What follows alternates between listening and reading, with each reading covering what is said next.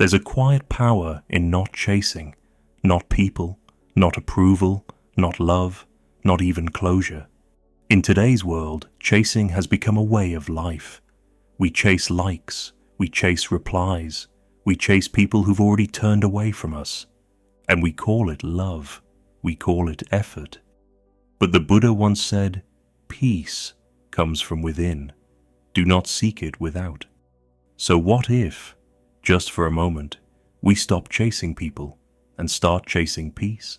Let's explore this shift in perspective through the lens of Buddhist wisdom, because maybe the love we seek from others is really the love we've forgotten to give ourselves.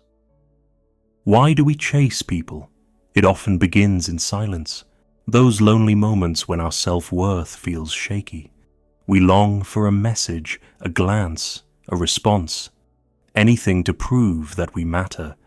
And when it doesn't come, we panic, we reach out, we chase. But Buddhism teaches that this grasping comes from attachment, or upadana. We attach to the idea of love. We attach to outcomes. We attach to people, thinking they will complete the parts of us we don't accept.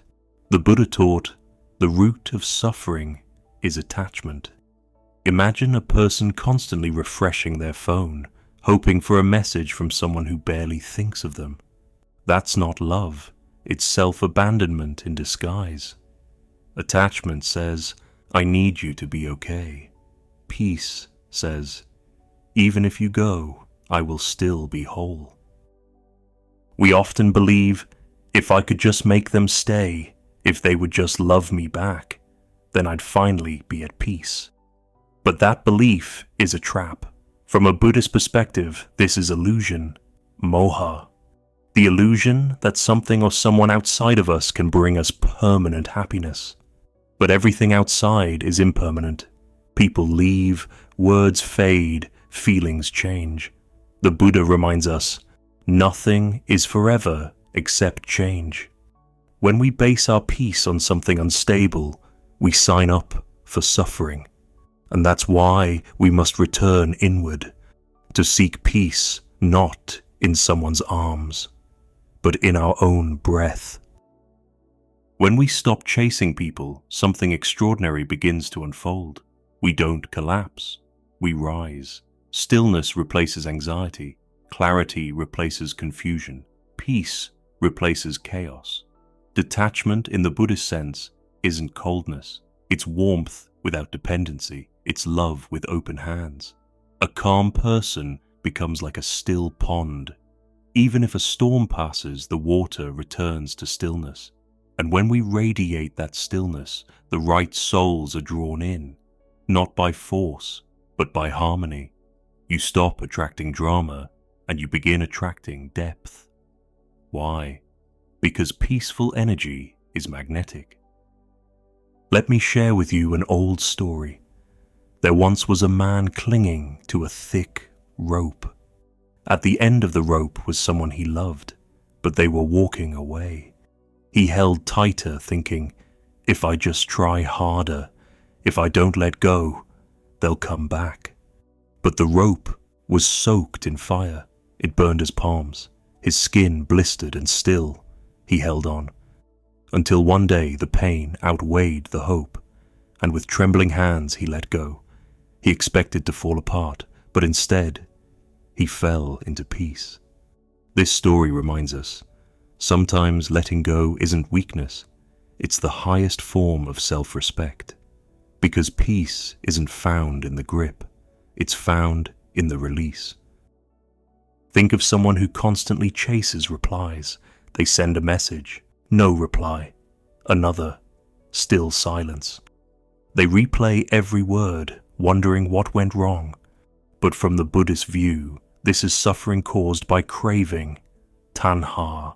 We crave attention to fill the void. But that void is not meant to be filled by someone else. It's meant to be understood by you. Once we stop craving that text, that reply, that validation, we begin to ask better questions. Why do I need them to make me feel worthy? Can I sit with myself? and feel whole, even in silence. And in that space, healing begins. So, how can we stop chasing and start cultivating peace? Here are a few gentle practices rooted in Buddhist mindfulness. 1. Observe your cravings. When you feel the urge to reach out, to win someone back, or to make someone stay, pause. Sit with that feeling. Let it rise like a wave without reacting. Don't judge yourself. Just observe. See your craving as a passing cloud, not a permanent truth. As the Buddha once said, craving is the root of suffering. Awareness is the first step toward liberation. 2. Practice daily detachment. Each day, whisper a simple mantra to your soul. I release what's not meant for me. Say it when you wake up, when you feel the ache, or when you're tempted to cling. Over time, this soft repetition becomes a kind of inner reprogramming, reminding you that you don't need to hold on to what wants to go. You're not losing peace. You're making space for it. 3. Spend time in solitude. Peace isn't found in the noise of the crowd or the chaos of connection. It's cultivated in stillness, in early morning walks, deep, mindful breaths, and those quiet moments when the world softens and your heart feels enough. Solitude is not loneliness. It's the sacred space where you meet yourself fully, and in that meeting, you find home. 4. Serve without expectation.